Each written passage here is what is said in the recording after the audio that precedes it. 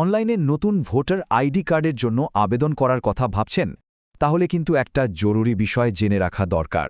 পুরো প্রক্রিয়াটাই এখন বেশ খানিকটা বদলে গেছে। চলুন এই আপডেটেড গাইডটাতে আমরা এক এক করে দেখে নিই কীভাবে সফলভাবে আবেদনটা করা যেতে পারে। দেখুন, বিশেষ করে যারা প্রথমবার আবেদন করছেন তাদের জন্য পুরো ব্যাপারটা আগে থেকে জেনে রাখা কিন্তু খুব দরকারি। কারণ কিছু নতুন নিয়ম যোগ হয়েছে যা আবেদনের উপর সরাসরি প্রভাব ফেলতে পারে। আর সত্যি বলতে সামান্য একটা ভুলে কিন্তু পুরো আবেদনটাই বাতিল হয়ে যেতে পারে। তো ফর্ম ফিল শুরু করার আগে আসুন সবচেয়ে জরুরি পরিবর্তনগুলো একটু দেখে নেওয়া যাক। কারণ এই নতুন শর্তগুলো ঠিকঠাক না জানলে পুরো খাটনিটাই কিন্তু বেকার হয়ে যেতে পারে। এই যে নতুন নিয়মগুলো, তার মধ্যে দুটো কিন্তু একেবারে মাস্ট। ১ নম্বর হলো পরিবারের কোনো সদস্যের ২০০২ সালের ভোটার লিস্টের সঙ্গে সংযোগ দেখানো, আর ২ নম্বর আধার কার্ডের সাথে মোবাইল নম্বর লিঙ্ক থাকতেই হবে। এই দুটো না হলে কিন্তু আবেদন এগোবে না। আর হ্যাঁ, সব ডকুমেন্টের সাইজ ২ মেগাবাইটের নিচে রাখতে হবে, এটাও কিন্তু মাথায় রাখতে হবে। আচ্ছা, পুরো আবেদন প্রক্রিয়াটা একদম মসৃণভাবে শেষ করতে চাইলে সবচেয়ে ভালো উপায় কি জানেন? সেটা হলো আগে থেকেই দরকারি সব কাগজপত্র গুছিয়ে রাখা। চলুন দেখি ঠিক কি কি জিনিস হাতের কাছে রাখতে হবে। পাসপোর্ট সাইজের ছবি থেকে শুরু করে জন্ম আর ঠিকানার প্রমাণপত্র, আর সবচেয়ে জরুরি যেটা, পরিবারের সদস্যের এপিক নাম্বার আর ২০০২ সালের ভোটার লিস্টের ডিটেলস। এই সব কিছু যদি আগে থেকে রেডি থাকে তাহলে ফর্ম ভরার সময় আর কোনো তাড়াহুড়ো হবে না। তো আমাদের সব ডকুমেন্ট তো রেডি। এবার আমরা সরাসরি নির্বাচন কমিশনের অফিসিয়াল পোর্টালে গিয়ে আবেদন প্রক্রিয়াটা শুরু করে দিতে পারি। চলুন দেখে নিই প্রথম স্টেপগুলো কি কি আছে।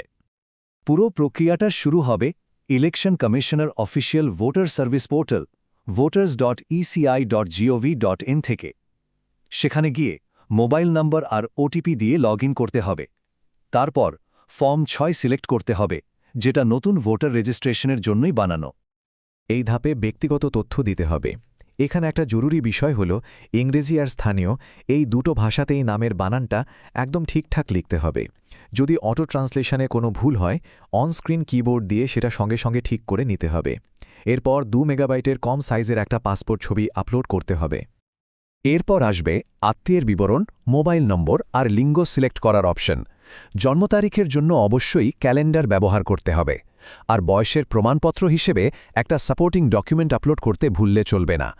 আবারও মনে করিয়ে দিই, ডকুমেন্টের সাইজ কিন্তু ২ মেগাবাইটের কম হতে হবে। ঠিকানা লেখার সময় অনেকেই বাড়ির নম্বর নিয়ে সমস্যায় পড়েন। একটা সহজ উপায় হলো পরিবারের অন্য কারো ভোটার কার্ড থেকে বাড়ির নম্বরটা দেখে নেওয়া। এটা কিন্তু খুব কাজের একটা টিপস। আর সবশেষে ঠিকানার প্রমাণপত্র হিসেবে একটা ডকুমেন্ট আপলোড করে দিতে হবে। বেশ, এবার আমরা আবেদন প্রক্রিয়ার সবচাইতে গুরুত্বপূর্ণ আর নতুন ধাপে চলে এসেছি। সত্যি বলতে এই অংশটা ঠিকঠাকভাবে পূরণ না করলে কিন্তু আবেদনটা বাতিল হয়ে যেতে পারে। চলুন ভালো করে বুঝে নিই এই পারিবারিক সংযোগের ব্যাপারটা আসলে কি। নতুন নিয়ম অনুযায়ী এটা প্রমাণ করতে হবে যে পরিবারের কেউ, যেমন বাবা মা বা দাদা দাদি, ২০০২ সালের ভোটার লিস্টে ছিলেন। এটা আসলে বংশপরম্পরা আর ওই নির্বাচনী এলাকার সঙ্গে সংযোগ প্রমাণ করার জন্য একটা বাধ্যতামূলক শর্ত। এই ধাপটা কোনোভাবেই স্কিপ করা যাবে না, করলে আবেদন কিন্তু সঙ্গে সঙ্গে বাতিল হয়ে যাবে। এই ধাপে প্রথমে পরিবারের একজন সদস্যের নাম আর এপিক নম্বর দিতে হবে। তারপর ২০০২ সালের ভোটার লিস্ট থেকে বাবা, মা বা দাদা দাদির তথ্য, যেমন ধরুন রাজ্য, বিধানসভা কেন্দ্র আর সিরিয়াল নম্বর দিয়ে সার্চ করতে হবে। সিস্টেম যখন তাদের রেকর্ডটা খুঁজে পাবে তখন সেটা আবেদনের সঙ্গে লিঙ্ক হয়ে যাবে। সব তথ্য আর পারিবারিক সংযোগ ভেরিফাই করার পর আমরা এখন একদম ফাইনাল স্টেজে।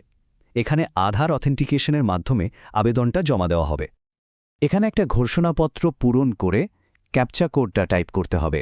এরপর ওটিপি জেনারেট করে জমা দেওয়ার আগে অবশ্যই প্রিভিউ অ্যান্ড সাবমিট বোতামে ক্লিক করতে হবে। এই প্রিভিউ স্টেজে সব তথ্য শেষবারের মতো ভালো করে মিলিয়ে নেওয়াটা খুব জরুরি, কারণ একবার সাবমিট করে দিলে আর কিন্তু বদলানো যাবে না। একদম শেষ ধাপে সাইন অপশনটা বেছে নিতে হবে। তারপর নিজের আধার নম্বর দিয়ে ওটিপি জেনারেট করতে হবে। আধার লিঙ্ক করা মোবাইলে যে ওটিপি আসবে সেটা দিয়ে ভেরিফাই করতে হবে। সবশেষে সম্মতি বক্সে একটা টিক দিয়ে সাবমিট করলেই আবেদন প্রক্রিয়া সফলভাবে শেষ হবে। অভিনন্দন, আবেদনটা সফলভাবে জমা দেওয়া হয়ে গেছে। কিন্তু কাজ কিন্তু এখানেই শেষ নয়। এখন প্রশ্ন হলো, এর পরে কি হবে? চলুন সেটাও জেনে নিই। আবেদনটা জমা দেওয়ার সঙ্গে সঙ্গেই স্ক্রিনের ওপর একটা রেফারেন্স নম্বর দেখা যাবে। এই নম্বরটা কিন্তু ভীষণ গুরুত্বপূর্ণ, কারণ এটাই হলো আবেদনের একটা আইডেন্টিফিকেশন নম্বরের মতো। ভবিষ্যতের জন্য এই রেফারেন্স নম্বরটা অবশ্যই যত্ন করে রেখে দিতে হবে। অ্যাকনলেজমেন্ট রসিদটা ডাউনলোড করে নেওয়া যেতে পারে, অথবা নম্বরটা কোথাও লিখেও রাখা যায়, কারণ আবেদনের স্ট্যাটাস ট্র্যাক করার জন্য এটাই কিন্তু একমাত্র উপায়। এই রেফারেন্স নম্বরটা ব্যবহার করে ভোটার সার্ভিস পোর্টালে গিয়ে খুব সহজেই আবেদনের স্ট্যাটাস ট্র্যাক করা যায়। আবেদন জমা দেওয়া থেকে শুরু করে বুথ লেভেল অফিসারের ভেরিফিকেশন আর তারপর ফাইনাল অ্যাপ্রুভাল, পুরো জার্নির আপডেট এখানেই পাওয়া যাবে। তো এই নতুন আর আপডেটেড নিয়মগুলো মেনে চললে এখন খুব সহজেই ভোটার আইডি কার্ডের জন্য আবেদন করা সম্ভব। ভোটাধিকার প্রয়োগ করা কিন্তু গণতান্ত্রিক প্রক্রিয়ায় অংশ নেওয়ার একটা দারুণ শক্তিশালী উপায়। তাহলে আওয়াজ শোনানোর জন্য প্রস্তুত তো?